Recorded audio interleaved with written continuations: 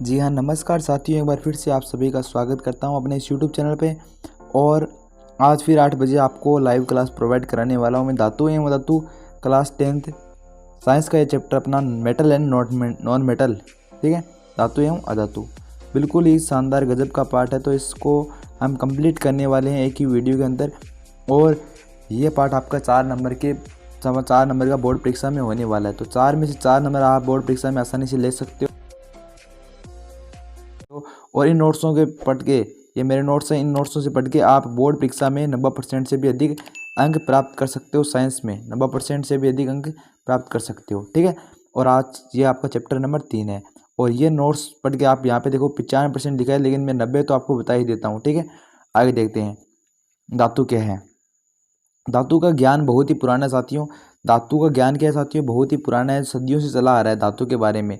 Copper वह पहली धातु है जिसका उपयोग बर्तनों में किया जाता है। साथियों आपको पता है कि भाई कॉपर का प्रयोग है ना, बर्तनों में किया जाता है, हथियारों में भी किया जाता है, वायर में भी किया जाता है, तार में, ठीक है। बिजली के तार होते हैं ना, विद्युत वाले, उनमें भी किया जाता है। अन्य सामानों को बनाने में भी किया जाता है। आजकल धातुओं का उपयोग पुल, हवाई जहाज, रेल और अन्य वस्तुओं को बनाने में किया जाता है। ये धातु के बारे में थोड़ी बेसिक सी जानकारी है, आपको पता है। आगे देखते हैं धातु के उदाहरण। ये आपकी कौन कौन सी धातुएं हैं।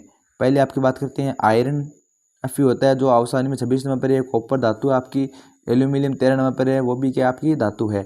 और मैग्नीशियम 12 पे, वो भी धातु है। Pb लेड है, वो भी धातु है। जिंक भी आपकी 30 नंबर पर है, जो वो भी धातु है, ठीक है। सोडियम जो 11 नंबर पर है, वो भी क्या है, धातु है, ठीक है। तो ये क्या आपके धातुएं हैं, ठीक है। ये क्या साथियों आपके धातुएं हैं, आपको इनको याद कर लेना, धातु के ये उदाहरण है। आगे देखते हैं धातु के भौतिक गुणधर्म। पहली बात, धातु क्या होती है साथियों, चमकदार होती है। क्या होती है साथियों, चमकदार होती है। धातु क्या होती है साथियों, चमकदार होती है। इनकी सतह क्या होती है, चमकदार होती है, चमकदार, ठीक है।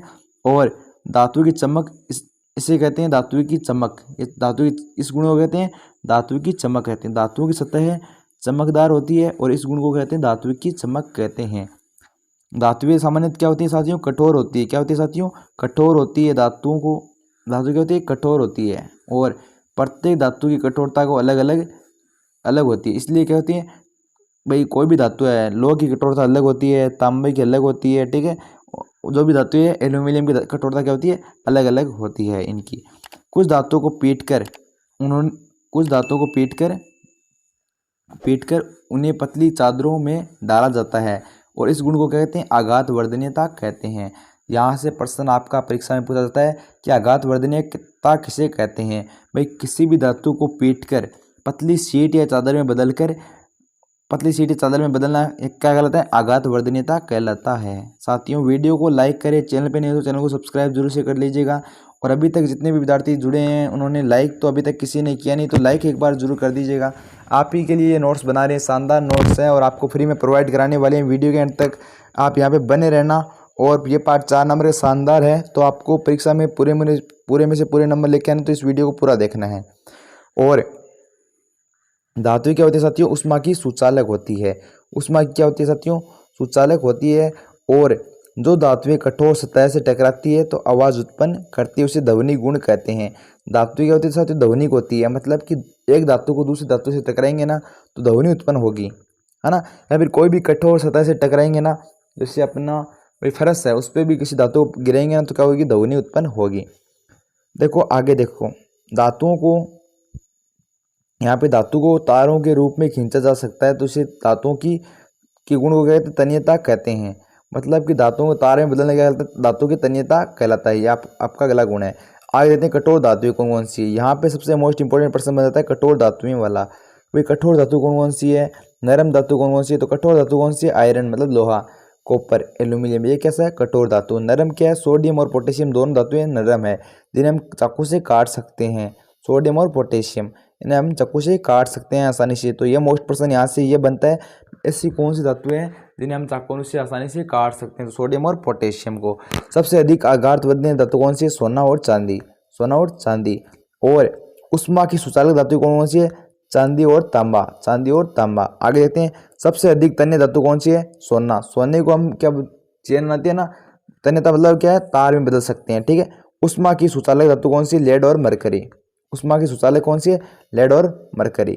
आगे देखते हैं धातुओं के रासायनिक गुणधर्म। पहला गुणधर्म क्या है आपका, धातुओं का दहन हमेशा ऑक्सीजन के साथ होता है, आपको बता दिया। धातु या ऑक्सीजन से क्रिया करके धातु ऑक्साइड बनाती है। धातु है ऑक्सीजन से क्रिया करके क्या बनाएगी, धातु ऑक्साइड बनेगी। आगे देखते हैं, आपका एग्जाम्पल दिया गया है, ये यहाँ पे देखो, आपने पहले पार्ट में पढ़ा था संयोजन अभिक्रिया में C+O2 क्या बनता है, CO2 गैस बनता है। ठीक है, यहाँ पे देखो कार्बन क्या धातु नहीं है, क्या नहीं है, धातु नहीं है, तो हम लेंगे कॉपर। क्या लेंगे साथियों, कॉपर। यहाँ पे देखो कॉपर और ऑक्सीजन को मिलेंगे तो कॉपर ऑक्साइड बनेगा, क्या बनेगा, कॉपर ऑक्साइड CuO। अब देखो यहाँ पे देखो ऑक्सीजन तो 2 है, लेकिन अब कॉपर को भी 2 से गुणा करना पड़ेगा, तो भी यहाँ क्या बनेगा 2CuO, 2 कॉपर ऑक्साइड बन जाएंगे। ठीक है, तो ये आपकी क्या है, रिएक्शन है। मतलब कि देखो यहाँ पे कॉपर के 2 है, तो यहाँ पे भी कॉपर के 2, ऑक्सीजन के 2 है, यहाँ पे भी ऑक्सीजन के 2 हैं, क्योंकि एक यहाँ पे ऑक्सीजन कोई भी नहीं है, मतलब एक है, एक को 2 से गुणा करेंगे तो क्या हो जाएगा, 2 हो जाएगा। अगर आपने चैप्टर 1 को नहीं देखा ना, तो यहाँ पे आपको थोड़ी कहानी समझ में नहीं आएगी, तो आपको चैप्टर 1 को जरूर देख लेना है। ठीक है, जैसे आप भाई फिल्म देखते हो ना भाई, KGF 1 है, KGF 2 है भाई। KGF अगर आपने 1 नहीं देखे तो KGF 2 आपके समझ में नहीं आने वाली है। उसी प्रकार आपका चैप्टर 1 नहीं देखा है तो चैप्टर 3 भी आपका समझ में नहीं आने वाला है, तो इसे ज़रूर देख लेना। आगे देखते हैं, यहाँ पे देखो एल्यूमिनियम के 4 अणु हैं और ऑक्सीजन के कितने हैं, 3 अणु है। तो 2 एल्यूमिनियम 2Al2 और O3 बन जाएगा, 2Al2 और O3। देखो यहाँ पे एल्यूमिनियम कितने, 4 है, यहाँ पे भी देखो 4 हो रहे हैं, 2 दूनी 4, यहाँ पे कितने हो गए, 6 हो गए ऑक्सीजन, यहाँ पे भी देखो 3 दूनी 6 हो जाएंगे आसानी से। तो इनको याद कर लेना, कि नहीं एक एग्जाम्पल आपको आप याद कर सकते हो। उदयधर्मी ऑक्साइड, देखो उदयधर्मी ऑक्साइड क्या होते हैं भाई, ऐसे धातु ऑक्साइड जो अम्ल तथा क्षारक दोनों से अभिक्रिया करते हैं। ऐसे धातु ऑक्साइड जो अम्ल और क्षार दोनों से अभिक्रिया करते हैं, लवण तथा जल का प्रदान करते हैं, उदयधर्मी ऑक्साइड कहलाते हैं। मतलब कि ऐसे धातु ऑक्साइड जो अम्ल से भी क्रिया करते हैं और क्षार से भी अभिक्रिया करते हैं, अभिक्रिया या फिर क्रिया करते हैं, अम्ल और क्षार दोनों से करते हैं, उसे क्या कहते हैं, उदयधर्मी ऑक्साइड कहलाते हैं। लवण और जल तो बनता ही है, ठीक है, लवण और जल का निर्माण करते हैं, उदयधर्मी ऑक्साइड कहलाते हैं। आगे देखते हैं कि भाई ये आपका एग्जाम्पल दिया गया है एकदम लेवल पे, एकदम एक ही नंबर पर, Al2O3 और 6HCl मतलब हाइड्रोक्लोरिक अम्ल। ठीक है, तो ये आपकी ये रिएक्शन है, आपको याद कर लेनी है। ठीक है, ये रिएक्शन आपको याद करनी है। ठीक है, आगे देखते हैं एनोडीकरण क्या होता है। यहाँ पे मोस्ट इंपोर्टेंट प्रश्न आता है साथियों, परीक्षा में बार बार पूछा जाता है, एनोडीकरण क्या होता है। तो भाई एल्यूमिनियम पर मोटी, एक मिनट रुकिएगा, कि भाई एल्यूमिनियम पर मोटी ऑक्साइड की परत बनाने की प्रक्रिया वायु के संपर्क में आने पर एल्यूमिनियम पर ऑक्साइड की परत का निर्माण होता है।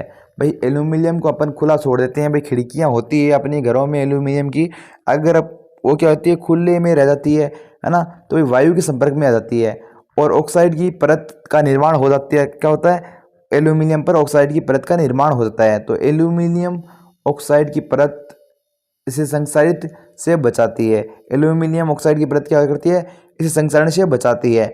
इस परत को मोटा करके इसे संक्षारण से अधिक सुरक्षित किया जाता है। भाई एल्यूमिनियम की परत है ना, उसको मोटा करके संक्षारण से बचा सकते हैं। एनोडीकरण के लिए एल्यूमिनियम की परत एक साफ वस्तु को एनोड बनाकर तनु सल्फ्यूरिक अम्ल के साथ इसका विद्युत अपघटन किया जाता है। तो ये आपका एनोडीकरण है, जिसे आप पढ़ लेना, परीक्षा में पूछा जाता है बार बार। धातुओं की जल के साथ क्रिया, धातु की जल के साथ क्रिया, क्या क्रिया, अभिक्रिया। ठीक है, धातु जल के साथ अभिक्रिया करके हाइड्रोजन गैस तथा धातु ऑक्साइड उत्पन्न करती है। ये आपकी क्या है, धातु है साथियों, जो जल के साथ क्रिया करेगी तो ऑक्साइड तो बनेगा और हाइड्रोजन गैस भी निकलेगी। तो देखो यहाँ पे धातु क्या है, पोटेशियम आपकी धातु है, पहले हम पढ़ चुके हैं। जल के साथ मतलब जल के 2 अणु लिए हैं, इससे क्रिया करने वाले हैं, तो पोटेशियम हाइड्रोक्साइड बनेगा KOH, और H2 गैस निकलने वाली, हाइड्रोजन गैस यहाँ पे निकालनी है अपन को, तो H2 निकाल दी। यहाँ पे देखो पोटेशियम 2 है, तो यहाँ पे भी हम 2 लेंगे। यहाँ पे देखो H2 कितने, 4 हैं, हाइड्रोजन के कितने, 4। यहाँ पे 2 हो गए हाइड्रोजन के, और यहाँ पे हाइड्रोजन के 2, 2 और 2 कितने हो गए, 4 हो गए साथियों। आगे देखते हैं, यहाँ पे देखो अन्य का एग्जाम्पल दिया गया सोडियम का।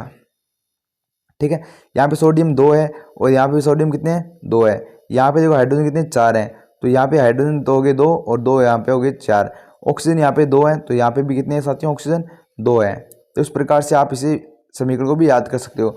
धातुओं की अम्ल के साथ क्रिया, यह हम पहले चैप्टर नंबर 2 में देख चुके हैं, तो उसको भी आप देख लेना। धातु अम्ल के साथ क्रिया करके संगत लवण और हाइड्रोजन गैस बनाती है, वही चीज़ है, धातु है, यह अम्ल के साथ क्रिया करेगी, लवण और हाइड्रोजन गैस बनाएगी। देखो मैग्नीशियम है और क्या अम्ल क्या है, 2HCl है। तो मैग्नीशियम क्लोराइड तो बनेगा और हाइड्रोजन गैस निकलने वाली है। जिंक धातु है तो HCl के साथ क्रिया करेंगे तो जिंक और क्लोराइड तो बनेगा ही और हाइड्रोजन गैस निकलने वाली है। आगे देखते हैं धातुओं की धातु लवणों के साथ अभिक्रिया। सभी धातुओं, यहाँ पे देखो, सभी धातुओं की अभिक्रिया में अंतर होता है। अधिक अभिक्रियाशील धातु अपने में से कम क्रियाशील धातु को या उसके यौगिक के विलयन को संगलित या द्रव अवस्था में विस्थापित कर देती है। तो ये क्या है, धातुओं की धातु लवणों के साथ अभिक्रिया है। मतलब कि सभी धातुएं क्या होती है, क्रियाशीलता में अंतर होता है। मतलब कोई धातु उसकी क्रियाशीलता में क्या होता है, अंतर होता है। क्रिया करने की क्रिया करती है ना धातु किसी भी अन्य पदार्थ से, तो उसमें अंतर होता है। कोई कम समय में क्रिया करती है, कोई अधिक समय में क्रिया करती है। अधिक धातु है ना अपने से कम क्रियाशील धातु के उसके यौगिक को गलित या द्रव अवस्था में विस्थापित कर दिए।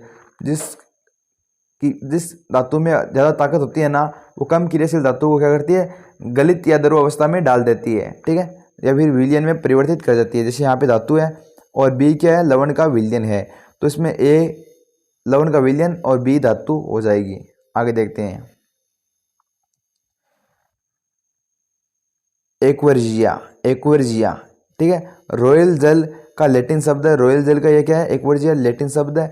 यह 3:1 का अनुपात में सांद्र हाइड्रोक्लोरिक और सांद्र नाइट्रिक अम्ल का ताज़ा मिश्रण होता है।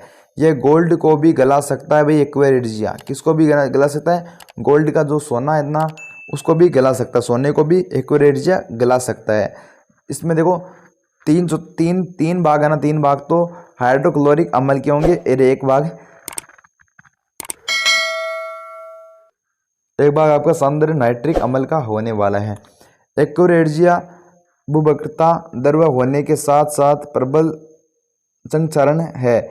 यह गोल्ड एवं प्लेटिनियम जैसी धातुओं को गलाने में समर्थ होता है। मतलब कि सोने को भी वो गला सकता है और प्लेटिनियम धातु को भी गला सकता है। आगे देखते हैं सक्रियता श्रेणी। धातुओं की क्रियाशीलता को आरोही क्रम में व्यवस्थित करने पर जो सूची प्राप्त होती है उसे सक्रियता श्रेणी कहते हैं। भाई धातु की क्रियाशीलता ना, भाई कौन कितनी पावरफुल है, उसका जो एक ऑर्डर होता है ना उसे क्या कहते हैं, सक्रियता श्रेणी कहते हैं। सबसे अधिक अभिक्रियाशील धातु कौन सी है, सोडियम है और पोटेशियम है। सोडियम और पोटेशियम सबसे अभिक्रियाशील धातु है जो क्रिया कर लेती है तुरंत, है ना, कम समय में। जैसे भाई सोडियम को अपन किस में रखते हैं, केरोसिन तेल के अंदर रखते हैं ना, बाहर निकालते ही वो क्रिया कर लेता है वायु के साथ और बच्चीट धमाका ऊपर जाता है, ठीक है। और पोटेशियम भी इसी प्रकार से है। आगे देखते हैं, सबसे कम क्रियाशील धातु कौन सी है, गोल्ड है। गोल्ड जल्दी से क्रिया नहीं करता और प्लेटिनियम भी क्रिया नहीं करता। लेकिन इनको गलाने वाला कौन है ना, इन सभी का बाप कौन है आपका, वह है जो इनको गला सकता है, एक्वेरिजिया, ठीक है ना, एक्वेरिजिया, ठीक है ना। तो वो है सबसे बड़ा, है ना, एक्वेरिजिया, जो इनको गला सकता है, गोल्ड और प्लेटिनियम को भी गला सकता है। आगे देखते हैं, आगे अधातुएं की तुलना में धातुओं की संख्या कम होती है। धातुओं की तुलना में अधातुओं की संख्या कम होती है। मतलब कि अपनी आवर्त सारणी है ना, उसमें कुल 118 तत्व है, आपको पता है भाई, वर्तमान में 118 तत्व है। उनमें सबसे अधिक क्या है, धातुएं हैं, है ना, और अधातुओं की तुलना क्या है, कम है धातु, ठीक है। और आगे देखते हैं, सल्फर, आयोडीन, ऑक्सीजन और हाइड्रोजन आदि। तो ये क्या है, अधातु है, सल्फर है, आयोडीन है, ऑक्सीजन है और हाइड्रोजन क्या है, अधातु है। वैसे तो हाइड्रोजन को क्या मानते हैं, गैस मानते हैं, लेकिन है ना इसे अधातु के रूप में श्रेणी में शामिल किया गया है। ब्रोमीन एक ऐसी अधातु है जो द्रव अवस्था में पाई जाती है। भाई एक ऐसी अधातु जो द्रव अवस्था में पाई जाती है वो कौन सी है, ब्रोमीन है। क्या है साथियों, ब्रोमीन। इसके अलावा सभी धातुएं ठोस या फिर गैस अवस्था में है। जैसे भाई हाइड्रोजन क्या है, गैस अवस्था में है, ऑक्सीजन भी गैस अवस्था में है, ठीक है। आगे देखते हैं, आगे का टॉपिक है धातुओं के गुणधर्म, ठीक है। धातुओं की प्रॉपर्टी क्या क्या होती है, देखो साथियों, अधातुओं की अधातुएं आघात वर्धनीयता नहीं होती है इनमें, है ना, मतलब इन्हें सीट में नहीं बदल सकते हैं। अधातु तन्य भी नहीं होती है, मतलब तार में भी नहीं बदल सकते हैं। वे क्या होती है, भंगुर होती है, मतलब टूट जाती है। अधातुएं क्या होती है, टूट जाती है आसानी से। और अधातु उष्मा की क्या होती है, उच्चालक होती है। और अधातु में चमक नहीं होती है भाई, अधातु है ना उसमें चमक नहीं होती। ऑक्सीजन में कोई चमक देखी है आपने, ऑक्सीजन में कोई चमक थोड़ी होती है भाई। आगे देखते हैं, अधातु के गलनांक क्वथनांक अपेक्षित कम होते हैं, मतलब melting point and boiling point क्या होते हैं, कम होते हैं। गलनांक और क्वथनांक कम होते हैं। कमरे के ताप पर तो ठोस या फिर द्रव्य और गैस अवस्था के रूप में ही हो सकती है। अधातु कमरे के ताप पर क्या होती है, ठोस, द्रव्य और गैस अवस्था के रूप में होती है। आगे देखते हैं, आगे आपका है अधातुओं की रासायनिक अभिक्रिया। अधातुओं की रासायनिक अभिक्रिया, तो यहाँ पे सबसे पहले आपका ये पॉइंट दिया गया है कि भाई ऑक्सीजन के साथ अभिक्रिया, अधातुओं की अभिक्रिया। अधातुएं ऑक्सीजन के साथ अभिक्रिया करके अम्लीय ऑक्साइड बनाती है। अधातुएं ऑक्सीजन के साथ क्रिया करेगी तो क्या बनेगी, अधातु ऑक्साइड बनेगी, अधातु ऑक्साइड। आगे देखते हैं भाई, यह आपका संयोजन अभिक्रिया उदाहरण है दोनों, तो ये आप यहाँ पे लिख सकते हो भाई। कार्बन क्या अधातु है और सल्फर भी क्या है, अधातु है। ऑक्सीजन के साथ क्रिया करेंगे तो क्या बनेगा, CO2 कार्बन डाइऑक्साइड और सल्फर डाइऑक्साइड बनेगा। आगे देखते हैं नोट पॉइंट है जो इंपॉर्टेंट है, आपको परीक्षा में बार बार पूछा जाता है, तो इसे भी आप याद कर लेना। अधातुओं के ऑक्साइड अम्लीय होते हैं भाई। अधातुओं के ऑक्साइड क्या होते हैं, अम्लीय प्रकृति के होते हैं, याद कर लेना। यहाँ पे अधातुओं के ऑक्साइड क्या होते हैं, अम्लीय, और चार अधातुओं के ऑक्साइड क्या होते हैं, अम्लीय होते हैं। अधातुओं के ऑक्साइड क्या होते हैं, अम्लीय। आगे देखो, ये भी CO2 है और जल के साथ अभिक्रिया करेगा तो H2CO3 कार्बोनिक अम्ल बनेगा, कार्बोनिक अम्ल बनेगा। अम्लों के साथ क्रिया करते हैं, देखो भाई अधातु है, सल्फ्यूरिक अम्ल तथा नाइट्रिक अम्ल के साथ अभिक्रिया करती है। अधातु अम्लों के साथ अभिक्रिया, अधातु क्या करती है, सल्फ्यूरिक अम्ल के साथ और नाइट्रिक अम्ल के साथ क्या करती है, अभिक्रिया करती है। यहाँ पे देखो सल्फर है और सल्फ्यूरिक अम्ल है, तो इससे अभिक्रिया करती है, या ये प्रोडक्ट बनता है, जल के 2 अणु निकलते हैं और 3 सल्फर डाइऑक्साइड निकलते हैं। यहाँ पे देखो फॉस्फोरस है, तो भाई नाइट्रिक अम्ल है 5 है, नाइट्रिक अम्ल 5 अणु है, तो इससे अभिक्रिया करता है, तो इस प्रकार से जल भी निकलता है और 5 अणु नाइट्रोक्साइड के 5 अणु निकलते हैं। क्लोरीन के साथ अभिक्रिया, अधातु क्या करती है, क्लोरीन के साथ। अधातु आपकी भी कोई भी अधातु ले सकते हो भाई, सल्फर अपने अधातु ले ली, क्या ले ली साथियों, सल्फर अपने अधातु ले ली, ठीक है। यहाँ पे जो क्लोरीन के साथ अभिक्रिया दी गई है, क्लोरीन के साथ अभिक्रिया, अधातु क्लोरीन के साथ अभिक्रिया करके क्लोराइड बनाती है, क्या बनाती है साथियों, क्लोराइड, ठीक है। यहाँ पे देखो, यहाँ पे सल्फर कितने हैं, 2 हैं, और क्लोरीन क्या है, गैस है, तो क्या बनाएगी, सल्फर मोनोक्लोराइड बनाएगी, सल्फर मोनोक्लोराइड बनाएगी। आगे देखते हैं हाइड्रोजन से अभिक्रिया, हाइड्रोजन से अभिक्रिया। अधातु हाइड्रोजन के साथ अभिक्रिया करके या फिर सहसंयोजक हाइड्राइड बनाती है, क्या बनाती है साथियों, हाइड्रोजन के साथ क्रिया करके सहसंयोजक हाइड्राइड बनाती है, सहसंयोजक हाइड्राइड। यहाँ पे देखो हाइड्रोजन गैस है और सल्फर है, तो क्या बनेगा, हाइड्रोजन के 2 अणु और सल्फर के 1 अणु, ठीक है, H2S बनेगा। उत्कृष्ट गैस मतलब अक्रिय गैस जिसे बोलते हैं, शून्य वर्ग भी बोलते हैं। तो कौन कौन सी आपकी, हीलियम है, नियोन है, आर्गन है और जिनोन है, ये क्या है, उत्कृष्ट गैसेज हैं। 18वां वर्ग भी इसे बोलते हैं, 18वां वर्ग है। और शून्य वर्ग भी बोलते हैं, शून्य वर्ग, ठीक है, शून्य वर्ग भी बोलते हैं, उत्कृष्ट गैसें भी बोलते हैं, और नोबल गैस भी इसे बोलते हैं, नोबल गैस भी इसे बोलते हैं। तो यह नाम आप याद रख लेना। द्रवावस्था में पाई जाने वाली धातु कौन कौन सी है साथियों, आपके मरकरी है, कौन सी है, मरकरी, जो एकमात्र धातु है जो द्रवावस्था में पाई जाती है, मरकरी। और ब्रोमीन भी है आपकी, है ना।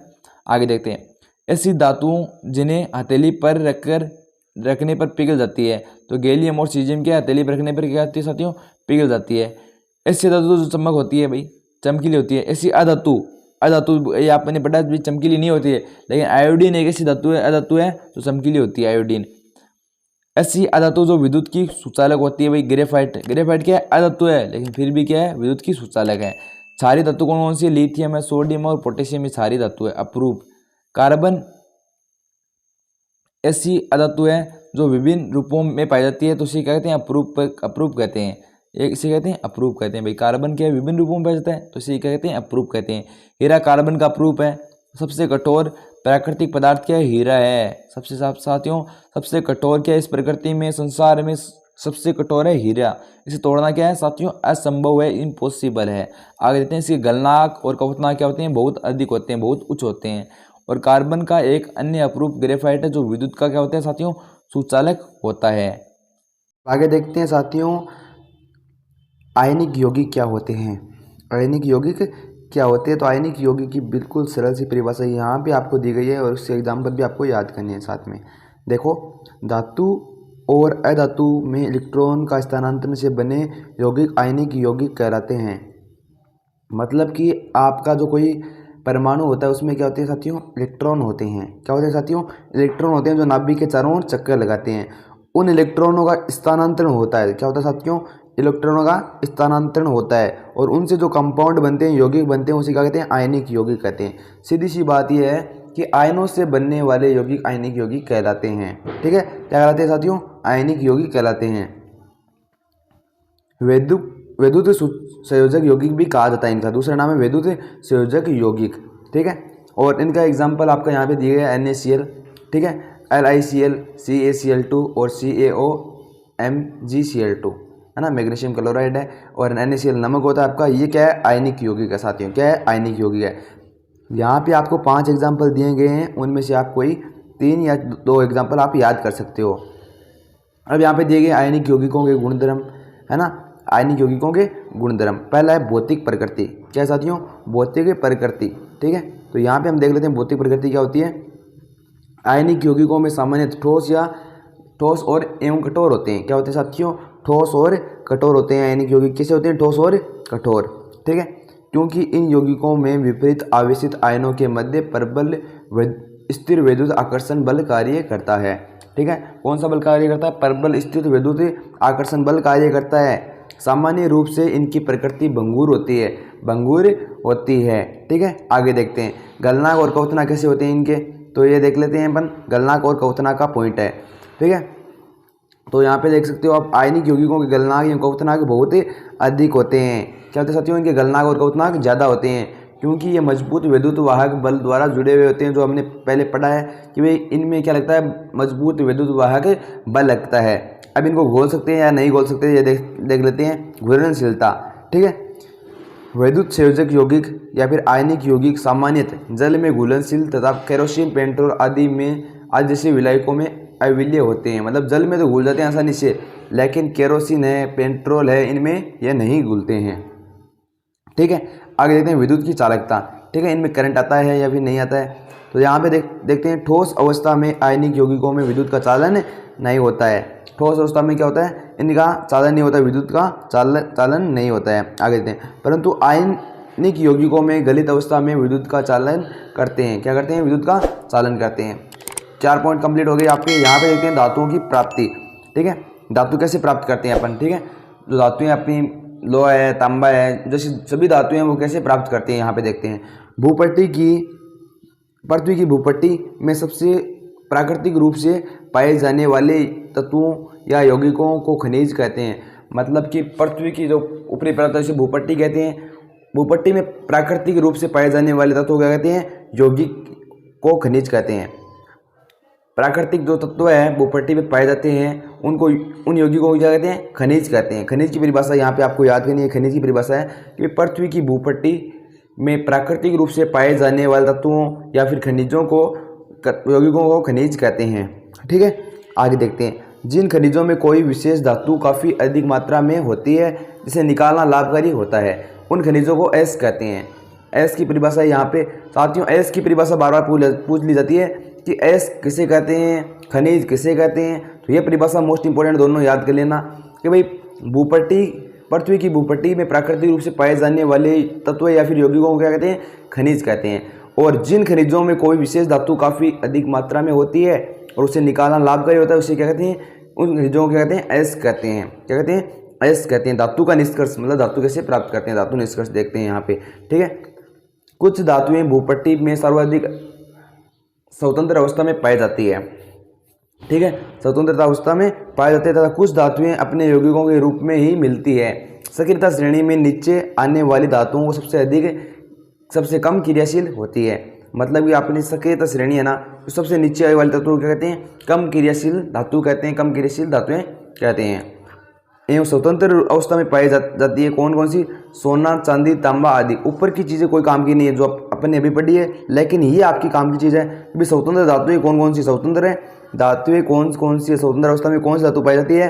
तो भाई सोना, चांदी और तांबा। आप याद रख लीजिए भाई, सोना और चांदी है ना स्वतंत्र अवस्था में पाई जाती है। ठीक है ना, इन्हें सब पहनते हैं स्वतंत्र अवस्था में, ठीक है ना, सब पहनते हैं। कौन कौन सी? सोना, चांदी और तांबा, ठीक है, ये स्वतंत्र अवस्था में पाई जाती है।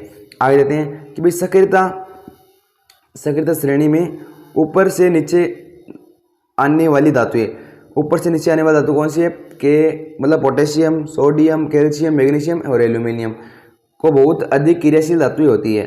ये क्या है? बहुत अधिक क्रियाशील धातुएं हैं साथियों, 5 धातुएं हैं ना, ये बहुत ही अधिक क्रियाशील धातु है तथा कभी भी स्वतंत्र तत्वों के रूप में नहीं पाई जाती है। ये कभी स्वतंत्र के रूप में नहीं पाई जाती है। बहुत क्रियाशील है, मतलब ये क्या लेती है? क्रिया कर लेती है दूसरे तत्वों से, ठीक है ना, और नया यौगिक बना देती है। और ये क्या है? अधिक जल्दी से क्रिया नहीं करते हैं, ठीक है, जल्दी से क्रिया नहीं करते सोना, चांदी और तांबा। और ये पोटेशियम, सोडियम, कैल्शियम, मैग्नीशियम और एल्यूमिनियम क्या है? जल्दी से क्रिया कर लेते हैं, बहुत अधिक क्रियाशील है ये, इसलिए स्वतंत्र तत्व के रूप में नहीं पाई जाती है। आगे देखते हैं अयस्क का समृद्धीकरण, ठीक है ना, अयस्क का समृद्धीकरण या फिर सांद्रीकरण। पृथ्वी से निकले गए अयस्क में मिट्टी, रेत आदि बहुत सी अशुद्धियाँ होती है, जिन्हें क्या कहते हैं? गेंग कहते हैं। गेंग क्या होती है साथियों? गेंग की परिभाषा पूछ ली जाती है कि भाई अयस्कों में पाए जाने वाली अशुद्धियों क्या कहते हैं? गेंग कहते हैं। ऐसी भी आप परिभाषा लिख सकते हो, अयस्कों में पाए जाने वाली अशुद्धियों को गेंग कहते हैं। आप ये परिभाषा आप याद कर सकते हो। आगे देखते हैं, अयस्कों में सर्वप्रथम गेंग को हटाया जाता है। और भाई अयस्क है अपने, उनको शुद्ध करना तो गेंग को तो हटाना ही पड़ेगा। गेंग क्या है? अशुद्धि है, अशुद्धि को हटाया जाता है। और अयस्क एवं गेंग के भौतिक एवं रासायनिक गुणधर्मों के आधार पर विभिन्न तकनीकों का प्रयोग करके गेंग को हटाया जाता है। भाई विभिन्न प्रकार के तकनीकें हैं, उनसे क्या करते हैं? गेंग को हटा देते हैं। बहुत सारे भौतिक और रासायनिक गुणधर्म उनसे क्या करते हैं? गेंग को हटा देते हैं। जैसे भाई बात करें, जैसे कि पानी है, नहीं पहले अपन बात लें भाई कोई चीज़ है, जैसे कि आपका भाई फसलों का काम चल रहा है खेतों में, तो भाई मोट है, मोट फसल होती है ना, वो फसल आपकी, और उसमें कुछ तिनके से पड़ गए ना, घास फूस के दाने पड़ गए, है ना। अब आप उस कैसे दो तीन तरीके उनसे अलग कर सकते हो। जैसे कि अपन वो छलनी पानी है ना, पानी डाल देते हैं कोई बीकर के अंदर, तो घास फूस क्या आ जाएंगे साथियों? ऊपर आ जाएंगे, और बीज जो भारी होते हैं वो वजन में, तो इसलिए नीचे रह जाते हैं, ठीक है ना। ऐसे पे आप अलग कर सकते हो। आगे देखते हैं साथियों कि सक्रियता श्रेणी में नीचे आने वाली धातुओं का निष्कर्ष, ठीक है। यहाँ पे देखते हैं सक्रिय श्रेणी में नीचे आने वाली धातुओं का निष्कर्ष। सक्रिय श्रेणी में नीचे आने वाली धातुओं को कम अभिक्रियाशील होती है। इन धातुओं के ऑक्साइड को केवल गर्म करने से ही प्राप्त किया जाता है। पारे का एक प्रमुख अयस्क है सिनाबार। ये आपको सूत्र याद रखना है, मेन इंपॉर्टेंट यही है। परिभाषा जितनी इंपॉर्टेंट नहीं है उससे ज़्यादा इंपॉर्टेंट ये है सिनाबार का सूत्र। HGS क्या? सिनाबार का सूत्र है, ठीक है। आगे देखते हैं, आगे आपका है सक्रियता श्रेणी में मध्यम में स्थित धातुओं के निष्कर्ष। सक्रियता श्रेणी में मध्यम में स्थित धातुओं के निष्कर्ष, तो यहाँ पे देखो, यहाँ पे आयरन, जिंक और कॉपर आदि की अभिक्रियाशीलता के मध्यम होती है। इनकी अभिक्रियाशीलता क्या होती है? मध्यम होती है। आयरन, कॉपर और जिंक की, आयरन, जिंक और कॉपर की इनकी अभिक्रियाशीलता क्या होती है? मध्यम होती है। प्रकृति में यह धातुएं प्राय सल्फाइड या कार्बोनेट के रूप में पाई जाती है। सल्फाइड और कार्बोनेट के रूप में पाई जाती है। आगे पढ़ते हैं वर्जन क्या होता है साथियों। ये इंपॉर्टेंट चीज़ है, इंपॉर्टेंट परिभाषा परीक्षा में पूछ ली जाती है, तो इसे आप नोट कर लेना, स्टार लगा के आप याद कर लेना।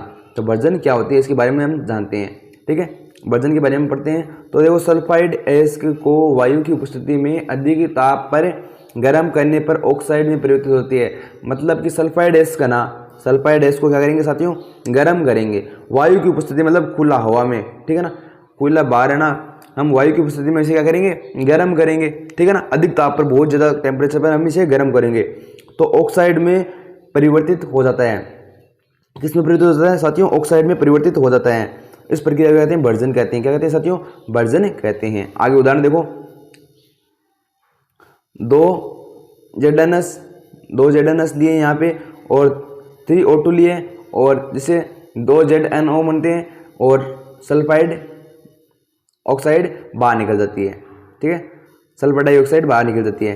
निस्तापन क्या होता है साथियों? निस्तापन क्या होता है? तो यहाँ पे देखो, पहले निस्तापन की परिभाषा यहाँ पे दी गई है, तो ये इंपॉर्टेंट परिभाषा है, परिभाषा आपको याद करनी बहुत ही ज़रूरी है।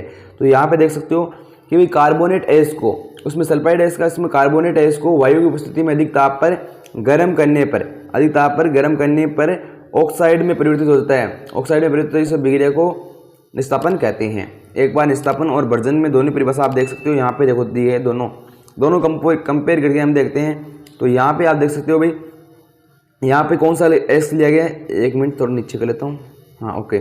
अब देखते हैं यहाँ पे देखो वर्जन में तो सल्फाइड एस लेते हैं। कौन सा एस लेते हैं साथियों, सल्फाइड एस, सल्फाइड एस। यहाँ पे वर्जन में कौन सा लेते हैं, सल्फाइड एस।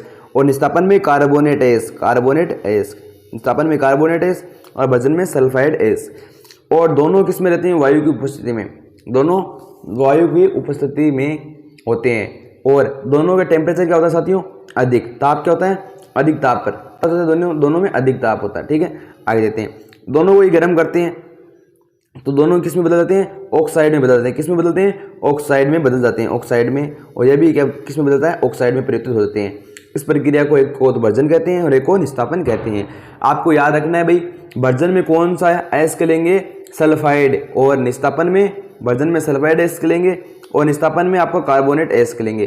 परिभाषा किस तरह से लिखनी है वर्जन की, सल्फाइड एस को वायु की उपस्थिति में गर्म करने पर ऑक्साइड में परिवर्तित हो जाता है, इसे क्या कहते हैं, वर्जन कहते हैं। और निस्तापन की क्या लिखनी है, कार्बोनेट एस को सीमांत वायु की अधिक ताप पर गर्म करने पर ऑक्साइड में परिवर्तित होता है, इसे अभिक्रिया को निस्तापन कहते हैं। इस प्रक्रिया को निस्तापन कहते हैं। आगे देखते हैं उदाहरण देखो, ZnCO3 को गर्म करते हैं तो ZnO और CO2 गैस बाहर निकल जाती है। आगे थर्मिट अभिक्रिया क्या होती है, यहाँ पे आप देख सकते हो भाई, थर्मिट अभिक्रिया की परिभाषा दी गई है। आयरन ऑक्साइड Fe2O3, ये आयरन ऑक्साइड का सूत्र है, ठीक है, के साथ एल्यूमिनियम की अभिक्रिया का उपयोग रेत की पटरी एवं मशीन पुर्जों की दरारों को जोड़ने के लिए किया जाता है, ठीक है। आयरन ऑक्साइड के साथ एल्यूमिनियम की अभिक्रिया का उपयोग, मतलब कि आयरन ऑक्साइड है उसकी हम रिएक्शन करते हैं एल्यूमिनियम के साथ, ठीक है। जो अपन का जो मेटल बनता है ना बाद में, ठीक है ना, उसका उपयोग किसमें करते हैं, रेल की पटरियों एवं मशीनों की पुर्जों की दरारें है ना, उनको जोड़ने के लिए किया जाता है। इस अभिक्रिया को थर्मिट अभिक्रिया कहते हैं, थर्मिट अभिक्रिया कहते हैं, ठीक है। इस अभिक्रिया कहते हैं साथियों, थर्मिट अभिक्रिया कहते हैं। आगे देखते हैं अपन, उदाहरण यहाँ पे दिया गया थर्मिट अभिक्रिया का। ये क्या है आपका, यहाँ पे देखो ये रिएक्शन दी गई है थर्मिट अभिक्रिया की। तो आयरन ऑक्साइड है, तो Fe2O3 ये आयरन ऑक्साइड है, और एल्यूमिनियम की यहाँ पे दो लिए हैं। यहाँ पे देखो आयरन के दो अणु और Al2O3 और साथ में उष्मा निकल जाती है, ठीक है। ये आपकी थर्मिट अभिक्रिया है। सक्रियता श्रेणी में सबसे ऊपर स्थित धातुओं का निष्कर्ष। तो यहाँ पे आप देख सकते हो इसकी परिभाषा, कार्बन के द्वारा सोडियम, मैग्नीशियम, कैल्शियम, एल्यूमिनियम आदि के ऑक्साइडों का अपचयन करके उन धातुओं में परिवर्तित नहीं किया जा सकता। इनका अपचयन करके इन्हें धातुओं में परिवर्तित नहीं किया जा सकता। इन धातुओं को विद्युत गठनी या अपचयन के द्वारा प्राप्त किया जाता है। आगे आप देख सकते हो धातुओं का परिष्करण। विभिन्न अपचयनों प्रक्रमों से प्राप्त धातुओं को पूर्ण रूप से शुद्ध नहीं होती है। भाई कोई भी धातु है ना पूर्ण रूप से शुद्ध तो होते नहीं है, ठीक है। धातुओं से अपद्रव्य हटाने के लिए सबसे अधिक प्रचलित विधि विद्युत अपघटनी परिष्करण विधि है, ठीक है। इस विधि से हम क्या करते हैं, धातुओं में जो भी छोटे मोटे अशुद्धि होती है ना उनको दूर कर देते हैं, ठीक है। अपद्रव्य गैंग है ना, तो ये क्या है, एक ही चीज़ है, अपद्रव्य और गैंग एक ही चीज़ है। आगे देखते हैं भाई विद्युत अपघटनी परिष्करण क्या है, कौन सी विधि है, किस प्रकार से काम करती है, तो आप इसे पढ़ सकते हो, ठीक है। तो देख सकते हो आप कि भाई कॉपर, जिंक, टिन, सोना जैसे अनेक धातुओं को विद्युत अपघटनी द्वारा परिष्कृत किया जाता है। और इन प्रक्रियाओं में अशुद्ध धातुओं को एनोड तथा शुद्ध धातुओं को कैथोड पर लगाया जाता है, ठीक है। अशुद्ध को एनोड पर और शुद्ध को कैथोड पर लगाया जाता है। और धातुओं के लवण के विलयन को विद्युत अपघटनी में पूर्ण रूप से उपयोग में लिया जाता है। अम्लीकृत कॉपर सल्फेट का विलयन विद्युत अपघटनीय है और अशुद्ध तांबे का एनोड, जबकि शुद्ध तांबे की पट्टी कैथोड का कार्य करती है। आप इसे एक बार पढ़ोगे तो आपको आसानी से याद हो जाएगा। आगे देखते हैं कि भाई विद्युत धारा प्रवाहित करने पर शुद्ध तांबा कैथोड पर निक्षेपित हो जाता है और शुद्ध और विलय अशुद्धि विलयन में घुल जाती है। आगे अविलय अशुद्धि एनोड की तली पर निक्षेपित हो जाती है। तो इस प्रकार से कुछ लिखा है, तो आप इसे पढ़ सकते हो, है ना। और विलय अशुद्धि विलयन, यहाँ पे देख सकते हो आप, विलय अशुद्धि विलयन में घुल जाती है और अविलय अशुद्धि एनोड की तली पर निक्षेपित हो जाती है, इसे एनोड पंख कहते हैं। ठीक है, तो एनोड पंख की परिभाषा पूछ लेती है भाई, अविलय अशुद्धि एनोड की तली में निक्षेपित हो जाती है, इसे कहते हैं एनोड पंख कहते हैं। तो आगे देखते हैं संक्षारण क्या होता है, जो पिछले पार्ट में हमने पढ़ चुके हैं। ठीक है, जब कोई धातु आसपास अम्ल आद्रता की नमी या ऑक्सीजन आदि के संपर्क में आती है तो यह संक्षारित हो जाती है, इसे कहते हैं संक्षारण कहते हैं। ठीक है, आगे देखते हैं भाई संक्षारण की प्रमुख घटनाएं कौन कौन सी है। संक्षारण की प्रमुख घटनाएं, लंबे समय तक आर्द्र वायु में रहने पर लोहे पर भूरे रंग की परत का चढ़ना, और जैसे जंग कहते हैं, क्या कहते हैं साथियों, जंग कहते हैं। और खुली वायु में छोड़ देने पर सिल्वर की वायु की उपस्थिति में सल्फर के साथ क्रिया करके सिल्वर सल्फाइड की परत बना लेती है, जो काली पड़ जाती है। क्या पड़ जाती है साथियों, काली पड़ जाती है। ठीक है, आगे संक्षारण की सुरक्षा, संक्षारण से बचाव के 3 उपयोग लिखिए, परीक्षा में प्रश्न आ चुका है साथियों बार बार, तो आप एक बार इसे याद कर सकते हो। संक्षारण से सुरक्षा किस प्रकार से करते हैं कि भाई जंग लगने से लोहे को बचाने के लिए उस पर पेंट करते हैं, क्या करते हैं, पेंट या ग्रीस लगा देते हैं। ठीक है, आगे जंग से अन्य विधियों द्वारा भी रोका जा सकता है, जैसे क्रोमियम लेपन द्वारा, एनोडीकरण द्वारा मिश्र धातु बनाकर उसे रोका जा सकता है। आगे देखते हैं भाई लोहा एवं इस्पात, लोहा एवं इस्पात को जंग से सुरक्षित करने के लिए उस पर जस्ते या फिर जिंक की परत चढ़ाई जाती है। किसकी परत चढ़ाई जाती है साथियों, जिंक की परत चढ़ाई जाती है। तो प्रश्न यहाँ पे बार बार बनता है कि भाई जिंक की परत है ना चढ़ाई जाती है, लोहे और इस्पात पर जंग से सुरक्षा के लिए किसकी परत चढ़ाई जाती है, तो जिंक या फिर जस्ते की परत चढ़ाई जाती है। और इस विधि को कहते हैं यशद लेपन कहते हैं, यशद लेपन कहते हैं। आगे देखते हैं कि भाई यदि लोहे के साथ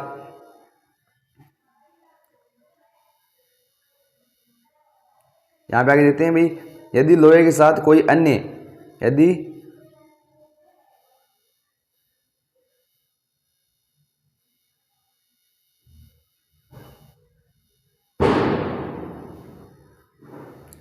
हाँ यहाँ पे देखते हो, यदि लोहे के साथ कोई अन्य पदार्थ मिला दिया जाए तो पदार्थ के गुणधर्म बदल जाते हैं। ठीक है, कोई भी अपना लोहा है भाई, उसके साथ कोई अन्य पदार्थ मिला देते हैं तो पदार्थ के गुणधर्म बदल जाते हैं। यह पदार्थ धातु या धातु कुछ भी हो जा सकता है, मतलब लोहे के साथ हम कोई भी धातु या धातु मिला देते हैं तो उसके गुणधर्म बदल जाते हैं और फिर यह धातु बन जाता है या फिर अधातु बन जाता है, उसका कोई पता नहीं है। आगे देखते हैं मिश्र धातु क्या होती है साथियों। मिश्र धातु परिभाषा बहुत ही ज़्यादा इंपॉर्टेंट है, तो आप इसे जरूर याद करना। ठीक है, परीक्षा में बार बार पूछी जाती है। यहाँ से 1 नंबर का प्रश्न कन्फर्म 100% आता है, तो इसे देख लीजिएगा। बस 2 ही मिनट का ये थोड़ा सा टॉपिक है, इसे आप जरूर देखना। 1 नंबर का प्रश्न परीक्षा में बार बार आता है। पहले पूछ ली जाती है मिश्र धातु की परिभाषा क्या होती है कि भाई 2 या 2 से अधिक धातुओं के सहयोग, धातुओं के समांगी मिश्रण को मिश्र धातु कहते हैं। 2 या 2 से अधिक धातुओं के समांगी मिश्रण को कहते हैं साथियों मिश्र धातु कहते हैं। एक बार वापस देख लीजिएगा मिश्र धातु परिभाषा, 2 या 2 से अधिक धातुओं के समांगी मिश्रण को मिश्र धातु कहते हैं। मिश्र धातु मतलब क्या है, मिश्रण करना है, किसका करना है, 2 या फिर 2 से अधिक समांगी मिश्रण करना है। 2 या 2 से अधिक धातुओं का क्या करना है, समांगी मिश्रण करना है, उसे कहते हैं मिश्र धातु। अब देखते हैं यहाँ पे देखो एक बार यहाँ पे प्रश्न पूछ लेता है भाई पित्तल, पित्तल किसका मिश्रण है, कॉपर और जिंक का पित्तल मिश्रण है। कांसा कॉपर और टीन का मिश्रण है, कॉपर और टीन का। सन क्या होता है साथियों, टीन होता है। और सोल्डर किसका है, पीबी क्या है, लेड है, लेड और टीन का मिश्रण है। और इनका उपयोग भी बोल देते हैं भाई, पित्तल का उपयोग बर्तन बनाने में, मूर्तियों बनाने में, बर्तन और मूर्तियाँ बनाने में, और कांसा का भी बर्तन और मूर्तियाँ बनाने में। और सोल्डर धातु का प्रयोग किया जाता है विद्युत तारों में वेल्डिंग करने में, वेल्डिंग करने में सोल्डर का प्रयोग किया जाता है। आगे यहाँ पे देखो नोट पॉइंट दी गई है, इसे पढ़ सकते हो आप। शुद्ध सोना 24 कैरेट का होता है, यह काफ़ी नरम होता है, इसलिए आभूषण बनाने के लिए उपयुक्त नहीं होता है। मतलब की बात करें साथियों, रियल सोना आना, रियल एकदम प्योर 24 कैरेट का होता है। कितने कैरेट का होता है, 24 कैरेट का। आपको बता दूं भाई कैरेट क्या होती है, कैरेट होती है भाई सोने की मापन की इकाई। सोना किस में मापते हैं, कैरेट में मापते हैं। शुद्ध सोना किसका होता है, 24 कैरेट का होता है। जैसे आभूषण नहीं बनते हैं, जैसे पानी है ना, पानी उस तरह से लिक्विड फॉर्म में होता है शुद्ध सोना। इसमें होता है लिक्विड फॉर्म में होता है, और उसको भाई आभूषण में बदलने के लिए उसमें कुछ मिला देते हैं भाई, तांबा वगैरह वो उसमें डाल देते हैं। ठीक है, तांबा चांदी जो भी डालते हैं वो आगे देते हैं। इस कटोर बनाने के लिए इस तांबा और चांदी मिलाए जाते हैं। क्या मिलाए जाते हैं साथियों, तांबा और चांदी इसके अंदर मिलाए जाते हैं। और भारत में अधिकांश आभूषण 22 कैरेट के सोने के ही बनाए जाते हैं। कितने कैरेट के बनाए जाते हैं साथियों, 22 कैरेट के। इसका तात्पर्य यह है कि भाई 22 कैरेट का सोना का सोने में 22 भाग शुद्ध होता है और 2 भाग तांबा और चांदी होता है। क्या सत्य? तांबा और चांदी होता है। शुद्ध सोना होता है 24 कैरेट का, और जो कि द्रव्य अवस्था में पहलता है, जिससे आभूषण बनाना संभव नहीं है। और उससे आभूषण बनाने के लिए हम 22 कैरेट का सोने से बना देते हैं। किससे बनाते हैं? 22 कैरेट के सोने से, जिसमें 2% धना, 2% तांबा और चांदी मिलाए जाते हैं, और 22% शुद्ध सोना होता है। 2200 भाग क्या होता है साथियों? शुद्ध होता है। तो आगे देखते हैं हम। पार्ट नंबर 4 आ चुका है। पार्ट नंबर 3 तक हम कंप्लीट कर चुके हैं साथियों, और विज्ञान की संपूर्ण प्ले लिस्ट भी बना दी गई है, और सारे मोस्ट इंपोर्टेंट पर्सन की भी यहाँ पे प्ले लिस्ट बना दी गई है, तो वहाँ आप उसे ज़रूर देख सकते हो। और PDF पाने के लिए आप मेरे को मैसेज कर सकते हो भाई, गुरुजी 3 इसका कोड यह है, गुरुजी 3 इसका कोड है। चैप्टर नंबर 3 है तो उसका नाम हो गया 3, और गुरुजी 3 यहाँ पे कोड है इसका, टाइप कर देना, आपको तुरंत आपको PDF मिल जाएगी। व्हाट्सएप पे आपको मेरे को सेंड कर देना, जो नीचे स्क्रीन पर नंबर चल रहे हैं। ओके साथियों, मिलते हैं अगले वीडियो में। तब तक के लिए जय हिंद, जय Bharat, take care, bye bye.